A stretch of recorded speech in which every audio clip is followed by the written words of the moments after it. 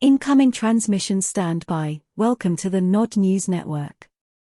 Venezuela's Nicolas Maduro asks a journalist to speak Mandarin, says it's a new world.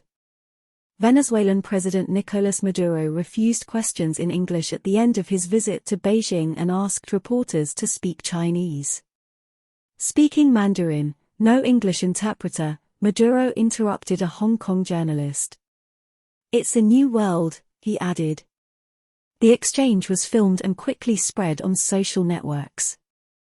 "We are in the 21st century, the century of the end of hegemonism and imperialism, the century in which a different world, multipolar and multicentric, was born for peace and unity," Mr. Maduro said at the conference press release, according to Venezuelan TV channel Televisa. The Venezuelan president is concluding a 6-day visit to China, aimed at improving the strategic partnership between the two countries. On Wednesday, he met with Chinese President Xi Jinping and signed more than 30 working documents, from trade cooperation to energy cooperation. China strongly supports Venezuela's efforts to protect national sovereignty, national dignity and social stability, as well as Venezuela's just cause in resisting external interference, Mr. Eleven said after Wednesday's meeting. Maduro described the current relationship between Beijing and Caracas as the fourth stage of heroic resistance, stressing that Venezuela has always benefited from China's support in the face of arbitrary sanctions imposed by the United States. Xi and his allies implemented it.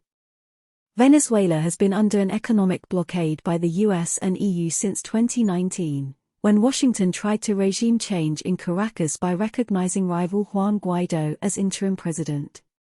The West also confiscated Venezuela's gold and sovereign wealth funds, handing them over to Guaido's government. These efforts ultimately failed after a failed military coup, causing the leaders to flee to Western embassies. Guaido lost his seat in the Legislative Council last year. Maduro has sought to circumvent U.S. sanctions by doing more business with China, Russia, Iran and other non-Western countries. One of the agreements he signed in Beijing included exporting coffee, avocados, fish and octopus from Venezuela to the Chinese market. This has been the Nod News Network, transmission complete.